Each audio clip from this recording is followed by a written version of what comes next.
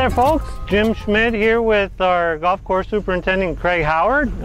Craig and his team have been working real hard the last week or so on this project we have in progress on 6 South. We're standing here today in the left side bunker at 6 South Green. And we just wanted to take an opportunity to show all of you what we see out here during our construction project. So we've taken all the sand out of this bunker. This bunker is going to get moved back a little bit to accommodate the larger green we have going in here.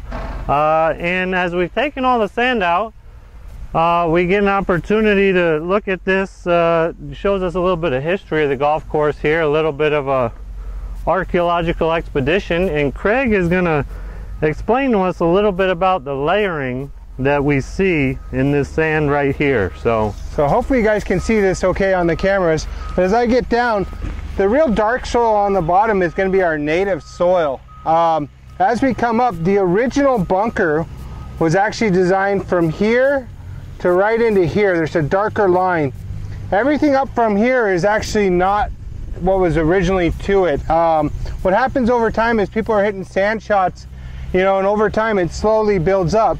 Currently we're at 13 inches above original build, and as you can see, what it does is, you know, each time we get more and more sand, and then thatch kind of dilutes it, and then we get more sand, and it does a couple things. The main thing is obviously it makes the bunker shot harder because the lip is taller, but it also creates a slope on the other side. As this builds up, you're gonna have a transition area, so when you're hitting the shot out, not only do you have to hit it up, but then it's landing on a down slope, which obviously makes the ball run out.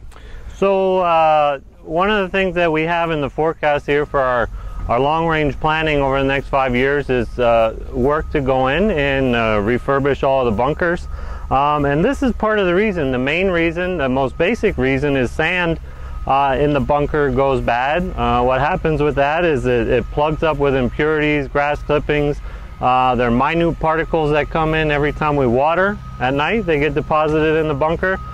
We get a lot of blowing sand throughout the year. Little tiny fine particles of silt and sand will become deposited in the bunker, and over the years the sand just gets firm and hard, and it gets harder and harder to play out of. So one of the things we'll do as part of a bunker refurbishment is to replace our sand, get a fresh start with that.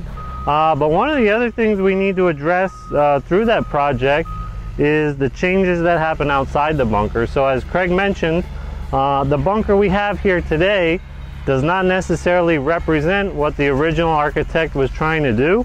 The relationship between the bunker and the surround have changed. The bunker, the surround, and the green have changed. And in this case, as Craig mentioned, it's become more difficult to get out of this bunker. The relationship between the floor of the bunker and the surrounding turf has changed to where the surround is higher. You need to hit your ball at least 1.5 feet higher to get out of this bunker than you would have had to in 1988. Okay, so here we are again with Craig Howard, our golf course superintendent, and we have moved over here to the large fairway bunker on number 6 South.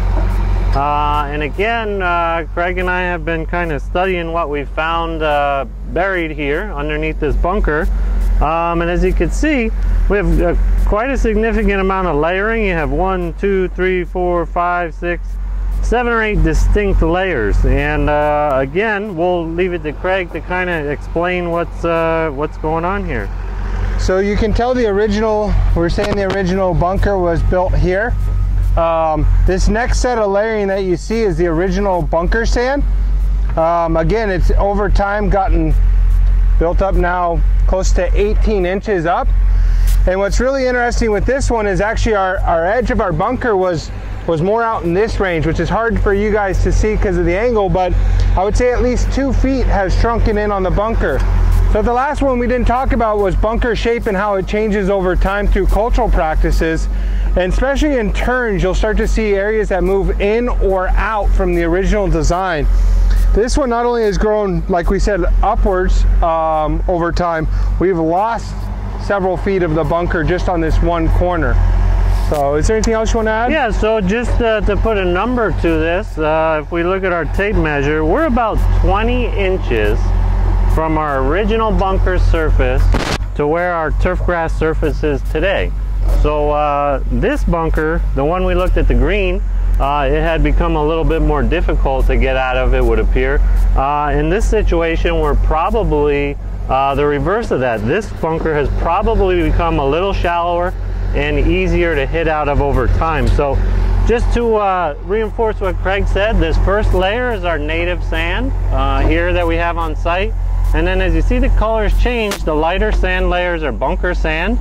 And this dark staining is what's left behind of the turf grass that used to be here. So we can never be 100% sure that the bunker was here or there or this or that. But we can be sure this is bunker sand in these 3 locations. So to us, our best guess is that this bunker has come up 20 inches or so since it was built.